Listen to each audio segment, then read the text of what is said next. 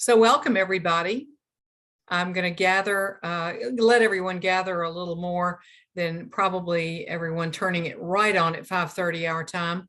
But for those of you that are there, welcome. Again, we'll give it a little moment for everybody to join us. But we've got some great pictures for you to look at. You might see yourself in some of these pictures. These are basically pictures from trips in the last 2 years. We haven't had as many group shots because we haven't had as many trips, but we do now. So we're going to be talking about what's coming up and what we've had that we've done successfully and all that. So hang in here for a minute. And I hope everybody is doing well. Grab a drink, grab some water, grab a snack, do something, and we will start in just a second. We are recording this, so if you have to leave before this is over, you can complete it by getting on our website and clicking onto the link that will be there. So I will go ahead and start. It is 5:31. I'm Carrie Allen, and I'm the director of the program, and I think I know everyone that is on the call. Thank you for joining us. Clay Krebs is on the call too. He is in the background, making sure everything is going smoothly. We also have an open chat in the bottom of the PowerPoint that he will be monitoring for us and making sure that everything goes well, and will be responding to your questions as they come in. And if you have a question afterwards, call us, email us, whatever needs to be done, we can address it. Or if Clay feels like it's a question for the good of the group, we will talk about that at the end of this presentation. So we've got about 25 trips to go through, maybe a few more, a few less. We've had some transfers from years past on to 23. We'll talk about that and talk about kind of where we are. So we'll kick it off by talking about what have we been doing in the last year? How has the travel program been going? Well, it's been going great. We have been so pleased. I have to brag on Vanderbilt. We are one of the universities that has maintained the strong stance that this is a great program for alumni.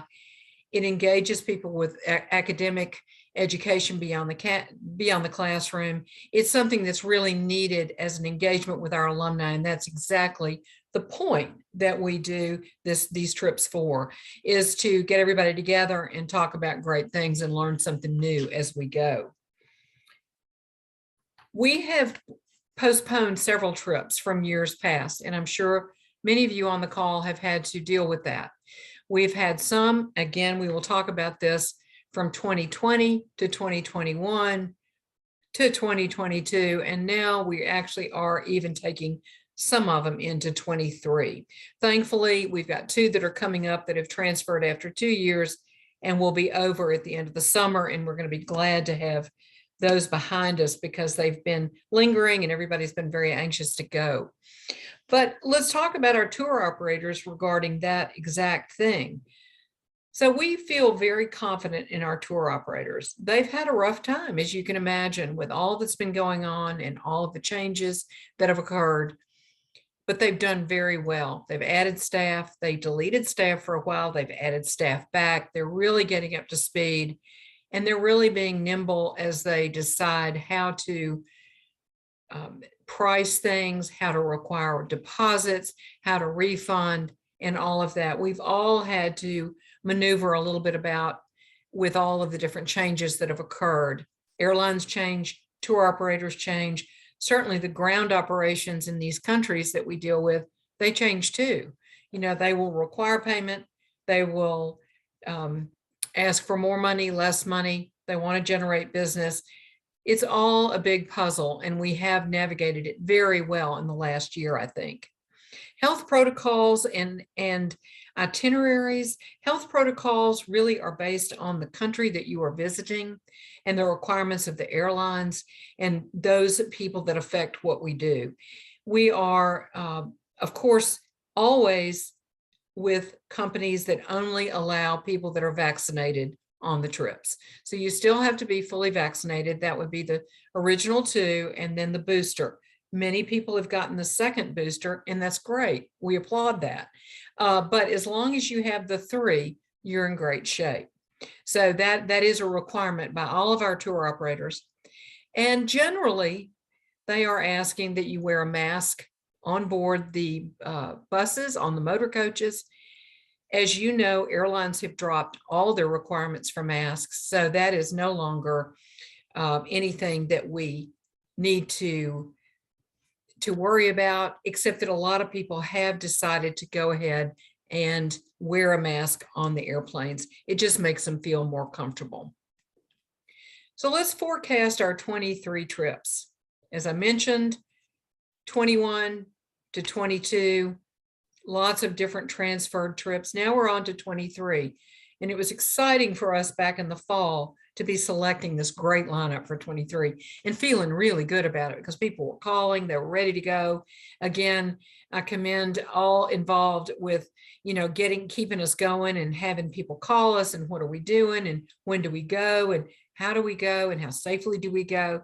So people are really ready to travel, and I think we've got a great lineup.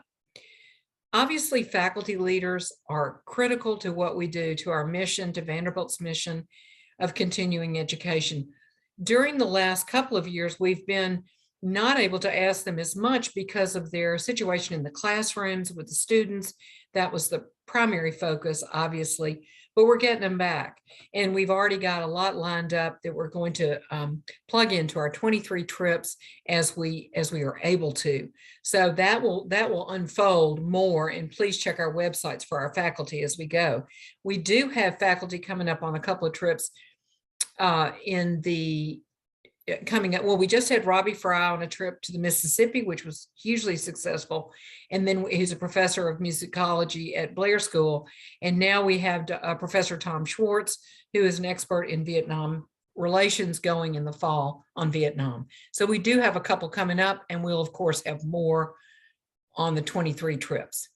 So more information's on the website when you want to look at those, and we'll see that as we again unfold these faculty assignments to these various trips, and we're able to get them and they are able to go. So let's start. So we're looking at our winter trips, and we choose winter trips for an obvious reason. We either want to find something where it's warm and we want to get out of Dodge, so to speak, and get to a warmer spot, or we find something in a southern hemisphere. And we have a little of both on this. And all 3 are good warm destinations, which is great, and the time that you want to be there. So we'll start right off with our Moroccan discovery. This trip carried over for 2 years, literally for 2 years. We had a full trip. They didn't feel good about what was happening in Morocco in general. They generally feel that if they cancel a trip, it's not because it's really unsafe. It's because they fear that they're not going to be able to fulfill all of the requirements on their itinerary that the alumni have bought, that the traveler has bought. And so if they don't feel like something's going to be closed and it would previously was open and they closed it, or they don't know if it's going to open, they will postpone just so that you get the full experience. So that's exactly what happened on the Moroccan discovery. But as you can see, it's an amazing trip. Covers all of Morocco, including air from your home city, from most gateway cities. And it really gives you a desert city town vibe all over the colors, sights, and sounds of Morocco. Wonderful, exotic trip, and certainly an excellent price with Odysseys Unlimited. Egypt is one of our most popular trips. We do it with our good friend, Jim Berkeley at Destinations and Adventures. Jim is a 72 graduate of Vanderbilt, and he does us proud on this trip. He really goes the extra mile to include very special touches. We get to go to the Sphinx, the pause at the Sphinx, which is unusual. You can see that on the left. You see how long those are. You don't normally get to do that, but he gets us down there. We get a great group shot of the Sphinx with the Vanderbilt group. So it's terrific, and it's a special thing. This year, the Egyptian Museum is finally opening after being closed for several years. They, of course, all of this tourism promotes a lot more infrastructure, solid infrastructure in these countries. And so they had kind of slowed up on getting that Egyptian museum going, but now it's done. It's done, ready to go. That will be on the trip. Also, you're going to get 2 nights at the Old Cataract Hotel in Aswan, which is one of the highlights of our trips. It really is a highlight of the whole trip. And then, of course, you can do a pre-trip to Jordan and Petra, which is not to be missed if you're going to go that far, frankly. Siwa Oasis is about 500 kilometers from Cairo. It is an urban oasis, a charming village town oasis, certainly worth, if you want to extend your stay, to go and do that. So then we moved to Tahiti. Now I've taken the Egypt trip and I've taken this Tahiti trip. And this is aboard the Wind Spirit, and that is a 2-masted sailing ship. Excellent way to go to Tahiti, kind of the Captain Cook method. And you can see you go through all of the islands. You snorkel in Bora Bora. You get off and you see the Gauguin Museum. You are able to go to a pearl farm. It's a wonderful midwinter break. And I enjoyed it thoroughly when I was there. It's certainly a breath of fresh air to the winter in the United States at that point. Air is included, by the way, from select gateway cities, and I know it is all included from LA for sure. Spring trips. Got a lot of them. So let's start off with Australia and New Zealand. Again, a trip that was postponed from 2020 to, 21 to 22, and now we've got it in 23. We had a full trip there, and it was postponed because of some restrictions in Australia. As you all know, they did not, took a long time for them to open up because they were being super safe about their COVID requirements, which was great, and that's what we want. But it did kind of hold us back on this trip. Now it is once again on us. It is a fantastic 22-day trip.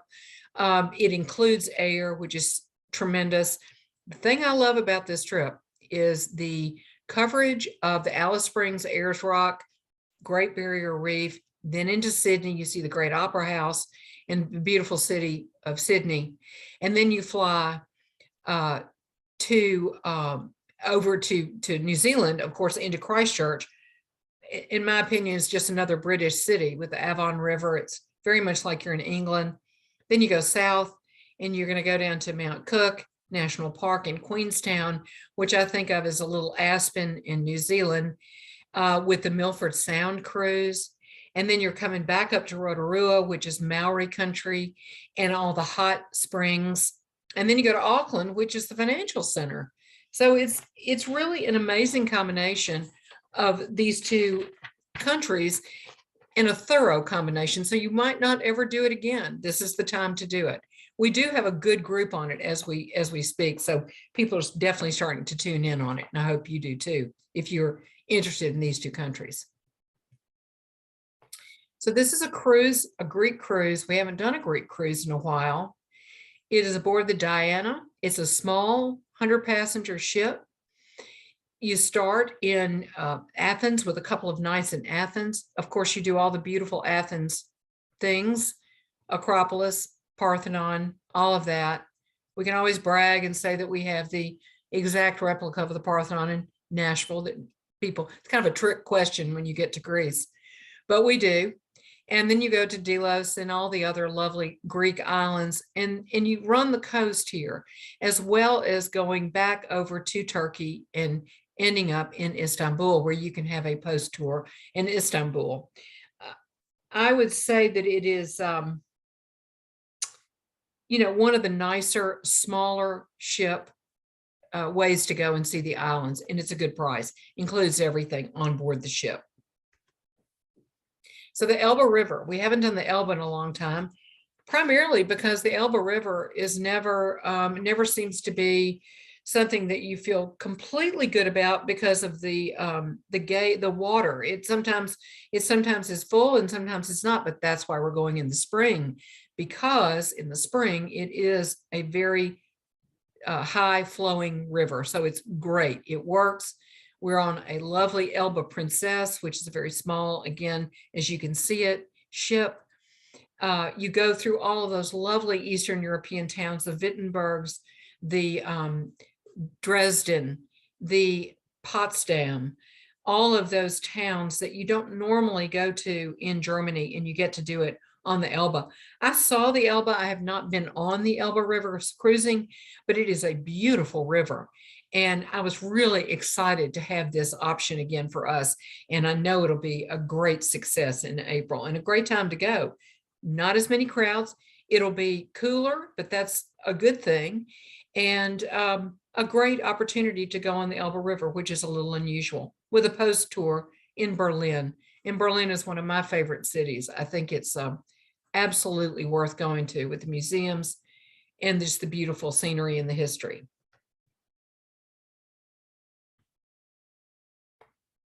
So now we're going to French and Italian Riviera. So that is Sestri Levante, I believe on the right. It's either that or Portofino. And I know that sounds crazy, but they look very similar. I believe that is the Cinque Terre there on the right. So you've got the great combination of the Italian Riviera and the French Riviera. I've been on the Italian Riviera on this trip, but they added this French Riviera, which is a great twist. So you stay at this charming little hotel in Sestri Levante, which is on a hill, and you actually get up to inside the hotel via elevator. It's that high, but the views are spectacular. And you get up there and you just, it's clean and pretty and lovely. And you go down every day and you have these great excursions to the Cinque Terre, to all the Portofino, the classic, beautiful coastal area of the Riviera of Italy. Then you go over to Nice, and you of course have the Provençal sort of experience there. Monte Carlo, all the wonderful areas there that you want to see. So you have a time there in Italy, and you have a time in France. Both are awesome. Great. It's a wonderful trip and a good price. Northeastern Spain. So we did this trip in another iteration a couple of years ago, and it was Barcelona and Bilbao. This is Barcelona and San Sebastian. And I think it's a great combination because Barcelona is the iconic Gaudi, great architecture, wonderful seaside food, excellent, you know, everything about Barcelona people want to see in a different type of Spain than Madrid or Seville. Then you go to Zaragoza, you go up to Elite, and you stay there one night in a parador, which is really fun because that's the old abbeys or old castles that have been turned into these great hotels. And then you go to San Sebastian, and it is on the coast, and you have these beautiful coastal views of the Bay of Biscay, and you are able to enjoy the Basque Country. So you've got this Basque Country up there with the food, the amazing language, which is impossible to understand with all the X's and whatnot in the language. It's very interesting. And then you get to Bilbao and you see the Frank Gehry Museum, which of course is iconic and everyone wants to see that. Wonderful trip. Alumni Holidays does this trip. They do it very, very well. Flavors of Sicily. Now this is done by Orbridge, which is another great, one of our great tour operators. This is a great cover of Sicily. You stay in a villa in Catania, and you go out on a daily excursion to these various towns. So you're going to see Mount Etna, and you're going to go to Syracuse, and you're going to go all these places. But I had one of our very, very strongest travelers say to us one time, this was the best trip she'd ever taken. And that was saying a lot because she had been to a lot of places. So I think that the wine, the food, the experience, the different type of Italy that you're visiting when you visit Sicily really makes this special. And they make this a simple, special trip, totally about Sicily. So we get into our summer trips. We're moving fast. So national parks of the Old West, I say all these trips are my favorite trips. Domestically, this is probably one of my favorite trips that I've ever taken. It covers so much and it does it so well. You fly into Rapid City, you have the Badlands National Park, you go into the Custer State Park and you stay at the lodge there, which is charming, and you go on a buffalo safari. So you get out, or a bison safari, really. You get out in the Jeeps, you go on the safari, you get going, and then you end up with this wonderful big open kind of cowboy barbecue kind of a thing for dinner. Wonderful, great fun. See a lot of the bison very close. That makes it kind of special because they're on the plains. It's natural. It's not on the plane, but they're out there wandering and enjoying, and you are too, which makes it a lot of fun. Then you go down to, you're into Wyoming, you go to Yellowstone, you're into Grand Teton, you go to Jackson Hole at the end of it. But in the meantime, you're seeing Mount Rushmore, you're seeing Custer State Park, which you see the Crazy Horse Memorial, which is amazing. You get to see, of course, Old Faithful. You will stay at one of the lodges there. I don't know whether it's the Snow Lodge or the Old Faithful Lodge, but you will stay there, which is special because it's hard to get in there. And you will see Old Faithful. And then you do all the geothermal walks where you go through and you see all the bubbling pots and whatnot. So it's a geographical marvel. It really is. All this with the mountains and the lakes and the geothermal, it makes it very, very interesting. You have an opportunity then to go down to Jackson Hole, which is a great ending too, with a lovely inn there. I believe it's called the Rustic Inn that they stay in. Great, great spot. And you've covered all these parks in very little time, in 8 days. Well worth it. Great time of the year too. So Croatia and cruising the Dalmatian coast. I was very excited. Clay got on me today a little bit because I got really excited about this trip because it is a Vanderbilt exclusive on the MV Infinity. And he reminded me, we're pretty much exclusive on all our trips unless we're on a cruise. So keep that in mind. Somebody asked about the size of the groups that we have, and they range anywhere from 15 people to 28 people at the maximum. So 28 would be the maximum. And on a ship like this, there's only 38 people on this ship. So let's fill it because that would be so much fun. We already have several people on it. Somebody has tuned in and said, this is a great trip, and they're right. This MV Infinity is a Croatian ship. So it's geared and acclimated for these smaller ports. You'll be going into these towns and you'll be able to get off and walk and take tours, and then you end north and you leave from Zagreb. So it's a great trip. People love to go to Croatia and the Dalmatian coast. I think this is a special way to do it for sure. Oh, and there's no single supplement on this trip, as I recall. Let me make double sure of that. That is right. There is no single supplement. So ladies and gentlemen, jump on because this is your great way to do this and have your own cabin for a week. Canadian Rockies. We have such great success with our train trips. We this year are doing the Toronto to Vancouver, which is sold out multiple times. So next year we're going to do a Canadian Rockies. They've really tweaked this trip a little bit from the original. It's much more interesting and fascinating certainly by the Rocky Mountaineer. You've got what they term gold leaf service on board. So you've got the bigger cabins, you've got unlimited food and drink the entire time. You get off at various places. You're able to have some great excursions off the train.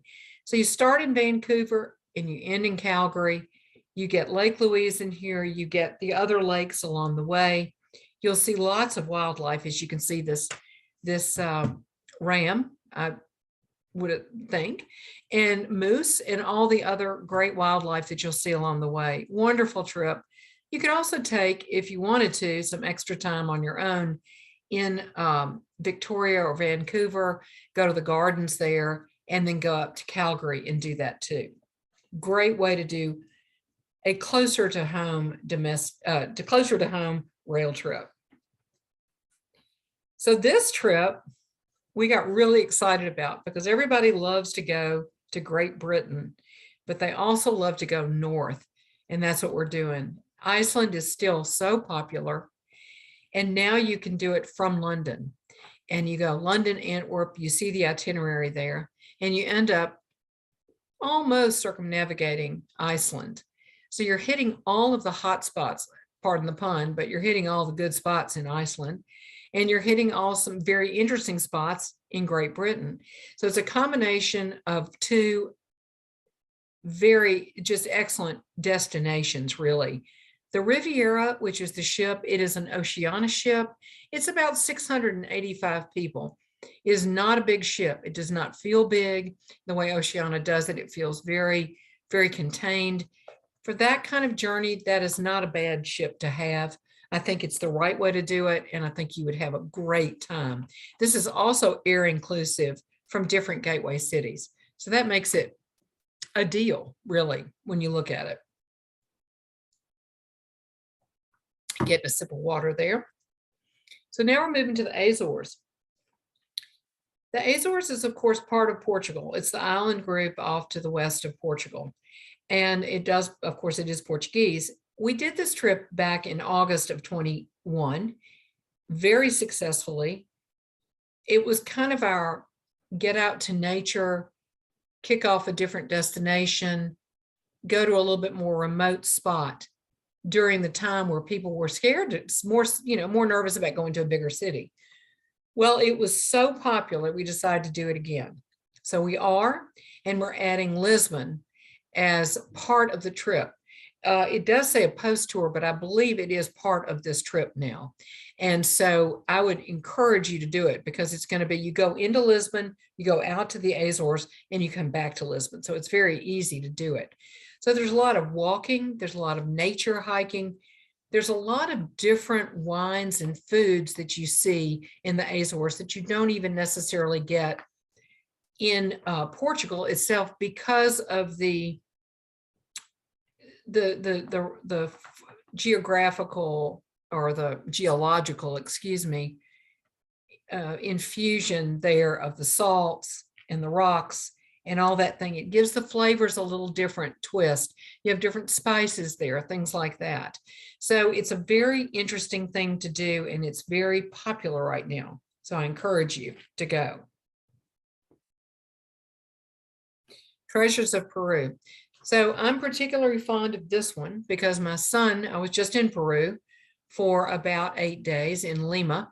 My son married a Peruvian girl, and it was a great celebration there. And I got to really dig into Lima and see how charming and wonderful and historic it is.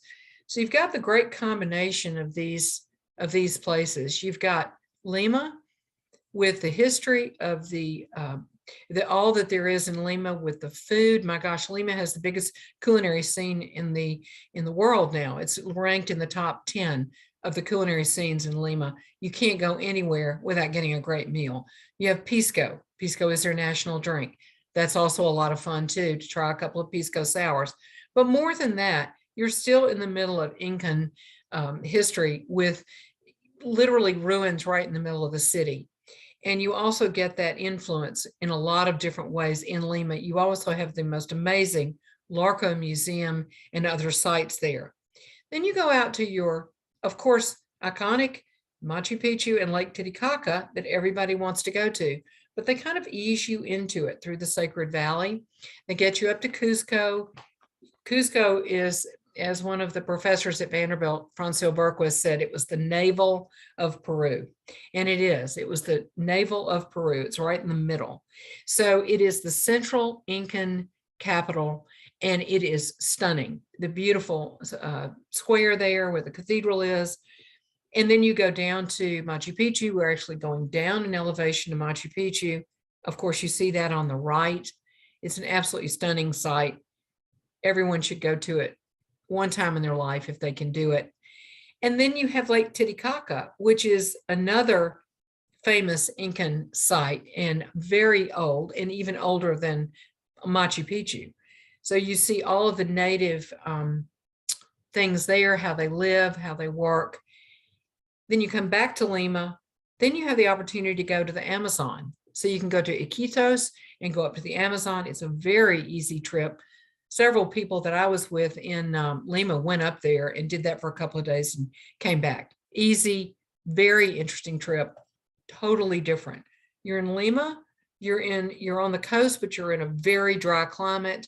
You go to Machu Picchu, it's very, very dry. Everything is dry. You go up to Iquitos, it's not dry. It's a rainforest. It's beautiful. It's the Amazon. So you're getting lots of different ecologically interesting things. Okay, journey through Britain. So I was able to take a group to this on this trip several years ago. Edinburgh is the start, and you work your way down to London.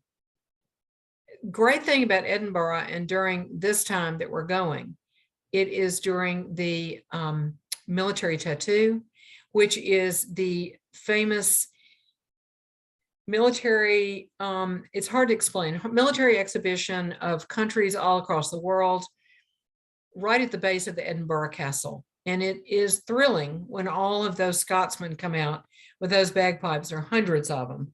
And they come out with those bagpipes, and they are, going into the pasture there, which is where everybody performs. And it is exciting. And there's everybody from Mexico to the United States to England to everywhere else around the world that would like to participate. We brought a fife and drum corps from the United States, which was very, very interesting, very Revolutionary War. Then you move your way down to the Lake District, gorgeous Lake District, classic, romantic Lake District, beautiful, beautiful country. You stay in a great resort there, move down to Wales, and you go to the castle where the Prince of Wales gave his famous speech in Welsh. And they of course bring you to that, and then you take a train through Wales. So that's a very fun little snippet of Wales with beautiful castles along the way too. Then you move your way to Stratford and you go to Shakespeare country. You stay there for several days, go to Mary Arden's home. You do all the Stratford upon Avon must do things, and you move your way to Bath. You go to Bath, you go to the Roman baths, you go through the beauty, you stay right very central in Bath, which is kind of hard to do. And then you move your way over to London and you finish up there for a couple of nights. It's a great compilation of the entire UK. And right now with the Queen's Jubilee, I think it will carry over into 23. There'll be lots of celebratory things going on. And I think it's just everybody loves Great Britain. So I hope you go. And I have to say, you've got Stonehenge there, and I've been watching Outlander. Maybe if we touch the stones, we'll go back. Who knows? So I had to bring that up as I see the stones. Okay, fall trips. Lots of them. So again, this is sort of an overview trip of the western part of France. But what's special about it is you're really hitting all of the great special points of these various places. So in Toulouse, you go to Sarlat, which is where you'll go and stay and go to the wonderful cave paintings there in the Dordogne region of France, so famous. Eleanor of Aquitaine was there. It's a very interesting part of France, gorgeous part of France, one that not everyone goes to. So it's very well worth starting there and working your way north. Then you're going through the Loire Valley and you'll go to the Chateau, Chenonceau, some of the other famous chateaux. You work your way up to Crépin and you go to Normandy and you go to the beaches, of course. You go to Mont Saint-Michel, you see the Bayeux Tapestry and the museums there that are spectacular. So you have a good amount of time to really see Normandy, which is very important. If you're going to go, I hate it when they just jump off and jump back on. This is not that. Then you move your way to Paris, but on the way you stop in Giverny, you go to Monet's home and garden. Very special. You get some time there. Beautiful, beautiful house and beautiful garden. Well worth it. And then you get into Paris. So if you choose, you can do a post tour to Paris, which I would recommend. And there you go. It's got air inclusive from all your cities in the United States. This is the same company, Odysseys, that's doing the Great Journey Through Britain. So as you can see, they do great swaths of different countries, and they do it really well. So this is a fun combination of going, okay, so now we've gone from Western France to Eastern France, and we're on the Saône and the Rhone rivers. You fly in and out of Lyon. You are on the Claytomi, the Amadeus Provence, which is an Amadeus line ship, and that's a great ship. Those are all excellent ships. They're 2-deck or 2 floors, or 2 decks with 1 sun deck, 1 observation deck. Very simple, very well laid out, great cabins, great way to do these trips. So they're small enough to get in and dock. They're big enough to be comfortable. But you're into Lyon, you're going north and south, and during that time, you're playing golf at some of these wonderful golf courses in France. Now, you can do that. You don't have to do that. There's a lot of, so it's kind of the combination of the golfer and the non-golfer, or if you're both golfers, you have this opportunity. But they're great excursions off the ship every day. Again, you've got that opportunity to play golf sometimes or tour. You can do either one. But it's a twist that we've never offered before, and we feel like that a lot of people love to have that golfing option when they go on these trips. And this is the first time we've seen it in France. We've seen it up in Scotland. We've never seen this in France. So I think this would be a lot of fun to get your golfing buddy and go. This is a trip that we had on for last year or 2 years ago, actually. Then it really got pushed aside when Italy again was going through some of their COVID restrictions. But this trip is the best of southern Italy, which is not as frequented. It's kind of like Sicily. You end here and you can go to Sicily, but you're concentrating in the Puglia or Apulia region of Italy. Very different than the rest of Italy, as you know. You go into Bari, you go into the areas where the little trui, which are those round thatched huts type of homes are. There are hundreds of them, little villages of them. It's a very Greek style from what I understand. And then you move your way over to Calabria. And as I said, when I was going through this a lot earlier today, I said, that's where your red sauce is. So that's where you're going to get all your really great red wines, history of the region, much like Sicily that has been invaded over the years, over the centuries. And the influences there between Turkey and Greece are very, very strong. So you get a whole different look at a part of Italy that you would not get in a northern part of Italy. Excellent trip. No single supplement again. Again, ladies and gents, jump on board. This is a really great option for this trip. You get your own room, and now it's limited. All these are limited on single supplements, but certainly a great option on this trip.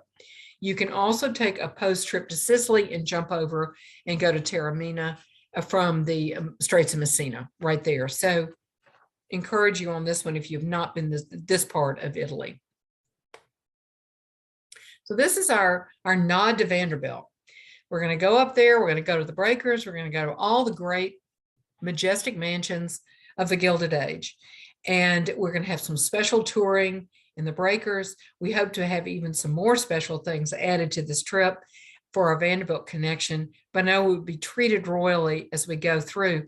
This is one of those trips that you've always wanted to do, but maybe haven't, pulled the plug and done it. This is your time to do it. We have a trip in the September of this year up to the Brandywine Valley and into the DuPont Mansion Empire. And that is a totally different thing, but the same sort of thing. So this, the Breakers is our own Cornelius Vanderbilt's grandson's home. It's opulent, it's gorgeous. And again, we'll get to see all the other ones up there too, with some amazing tours of some of the museums in Newport as well. So I encourage you, short trip, a great time to go. If you want to go up there, you should go on this trip for sure. So the Great Mayan eclipse in the Yucatan, this is, as I say, not your trip to Cancun. This is a comprehensive look in the Yucatan at all the towns there. It is the site of the annular eclipse. So that's a little bit different. The annular eclipse is not a full obscuring, but it's when the moon obscures all the outer ring of the sun. It obscures most of the sun. You do have an outer ring, which is beautiful. So that will happen not that often, but it is an annular eclipse, and there's also a full eclipse that will be happening later. But this is that. It will be in Yucatan. I can't think of how this would not connect with the culture, with the Mayan cultures, with the Aztec cultures, with all the cultures that worship the sun. And this must have been amazing. And that will be, of course, discussed during your trip. You also have the chance to go swim in some of the cenotes, which are the meteorite. When the meteors hit the earth millions of years ago, they create these sinkholes where you can swim. It's a lot of fun. I understand. I've not done it, but I've heard it's just a wonderful way to do it.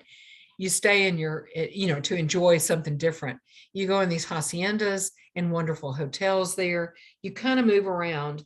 And then in Campeche is where you're going to see the eclipse. So if you want to stay a little closer to home, this would be a good one to go to. Florence, my favorite city in the world, as it is for most people.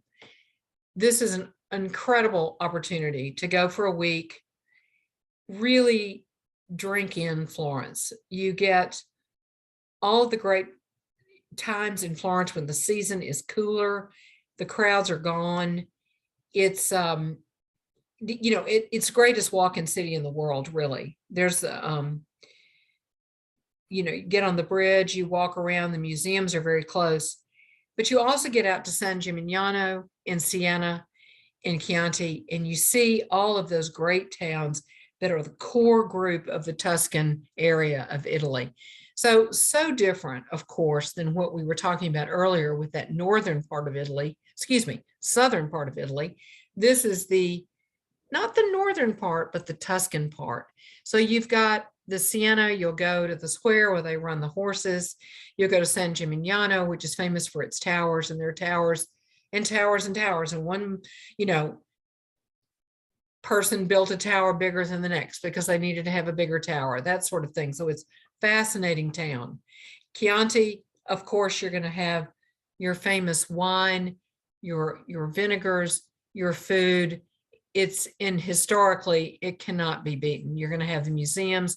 You go to the Accademia. You do have a ticket for that, and the Uffizi Gallery.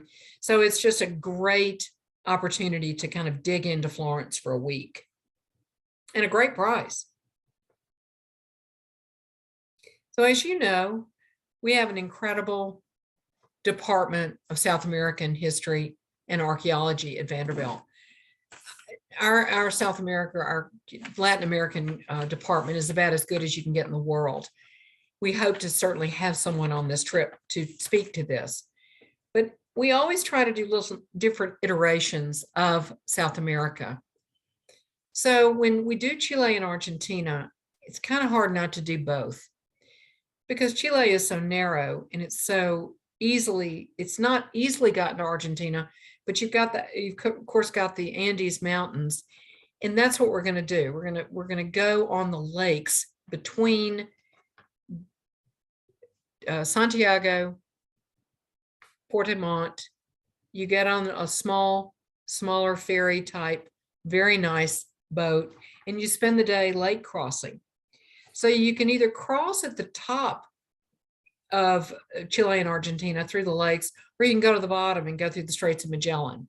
And this happens to go through the mid, to the upper part of the two countries. You cross through there, you get on the lake, you cross the lakes, you go into Bariloche, and it's Bariloche, Argentina, which is, they consider the northernmost part of Patagonia. So it's kind of the start of Patagonia. It's a playground for skiing in the winter, and that would be in our July. And other activities, lots of activities. So you stay at this beautiful resort, as you see here on the left, the Xiao Xiao Resort. It's spelled L-L-A-O, and it's the Xiao Xiao or Lao Lao, depending on how you want to say it. In Bariloche, we get 2 nights there. Wonderful respite, beautiful on the lake, gorgeous scenery, and lots of activities from there. Then you go into Buenos Aires, and you end there in Buenos Aires with all the Eva Perón, all of the Boca region. Buenos Aires is just a great city of food and culture, and you get all of that when you're there. We even have a connection at Vanderbilt. Simon Collier, I believe, is his name. He was a professor at Vanderbilt who wrote a book on the tango, and we have a historic marker to that out in front of the tango show that you'll be attending. So that's kind of an interesting Vanderbilt connection that we have right there in Argentina. So I would recommend this. It's a option to do a pre-tour at Easter Island. Those that have done that have said it was the most amazing place they'd ever been, because it's Chilean, but it's not, certainly not part of anything Chile offers. It's more of a Polynesian kind of a setting, as you know, with all the heads. So that's an interesting pre-tour. Post-tour, Iguazu Falls. Highly recommend Iguazu Falls. It's very most northern point on the border with Brazil. Fantastic falls. I don't know how to describe it. I've been to Victoria Falls. I think Iguazu Falls was more interesting because of the twists and turns that it takes. It's just a beautiful, phenomenal thing. And if you're there, you might as well go to it. So I would encourage you to take that Iguazu Falls extension. Last but not least, we have a South Africa trip that we really fell in love with. We think it's a fascinating trip. We go back to the Diana, which, as you recall, was in the Greek islands. It will be repositioned down here. And you would start, you fly into Nairobi, and you go to Mombasa, and you go over to the Seychelles, and then down to Madagascar. So Madagascar is fascinating. It's the lemurs, the banyan trees, the absolute, or the kapok trees, one or the other, can't remember which. It is the most, diverse island that you would want to go to. But infrastructure wise, it's better to be on the ship. And that's why we're doing it this way. It's just great to be going port to port to port and seeing all the wonderful things there, and then moving on. So then you move on. So you have the Seychelles, which are fascinating. You move on to Madagascar, back over to South Africa. You do the coastal South Africa, and you end up in Cape Town. And I would recommend you're doing that post tour in Cape Town, because Cape Town is absolutely beautiful. It's where you have Table Mountain. It's where you can go out to Robben Island. You've got all of the iconic things in South Africa. To me, it's really a lot prettier than other parts of South Africa. It's just a beautiful city and well worth going to. But you're getting Durban in there, you're getting Port Elizabeth, and you're getting ending in Cape Town. Wonderful trip, all inclusive. Does not include the air, but everything else would be included. Very exotic trip, and a great one to go for in November. So I would recommend this highly, and take advantage of this new itinerary, very new itinerary. So I wrap it up. We're done with the 23 trips. I think we've got an amazing lineup. I really, really do. I can't thank you enough for joining us today. It is recorded. You can go back and watch it again. You can also get on our website, which is the greatest value, because on the website, we've got everything. We've got flyers about the trips. We've got information about the trips. We update our information a lot. So you can always go there for the greatest resource. This is a list of all the trips that are left for the year. Now, many of them are full, so I have to give you that disclosure. but many of them are open. We can always put you on a waiting list for some of them if you're interested. But I would recommend you're getting on our website, looking at all our 22 trips, and then certainly going into our 23. Please let us know about our 23 trips. We are finding that they are selling out very quickly. When people get on them, they get on them quickly.